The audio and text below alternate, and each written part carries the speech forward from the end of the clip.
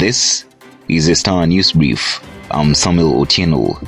President William Ruto has accused his predecessor Uhuru Kenyatta of funding demonstrations against his government. According to multiple sources in government, the former head of state reportedly gave out 40 million shillings to Azimio a few days before last week's deadly demonstration so they could organize protests across the country. Up to 23 people have been killed and dozens injured in the demonstrations in the past week, according to the UN human rights spokesperson Jeremy Lawrence.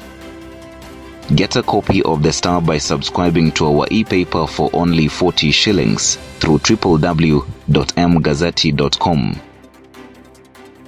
Key allies of President William Ruto and Azimio leader Raila Odinga continued to beat drums of war amid anxiety over the opposition's call for 3 consecutive days of nationwide demonstrations. The country at the weekend witnessed high-octane politics laced with life threats, as both sides maintained hard stances despite calls by the religious leaders to give dialogue a chance. What started as an expression of divergent opinions on how to address the cost of living is now assuming a new life.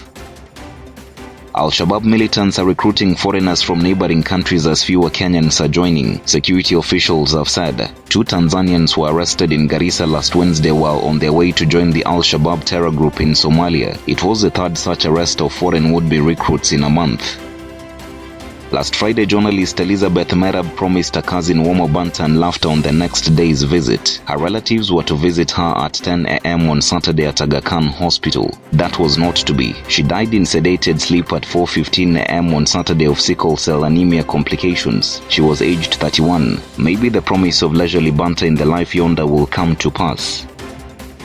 About 6 billion shillings of the Uwezo Fund could go down the drain after the beneficiaries of the loans for business startups failed to repay the amounts on time. A new audit has revealed that of the 6.7 billion shillings disbursed as of June 30th, 2022, only 741 million shillings, which is about 11%, has been repaid. This leaves an outstanding balance of 5.9 billion shillings, which is 89% yet to be paid to the fund.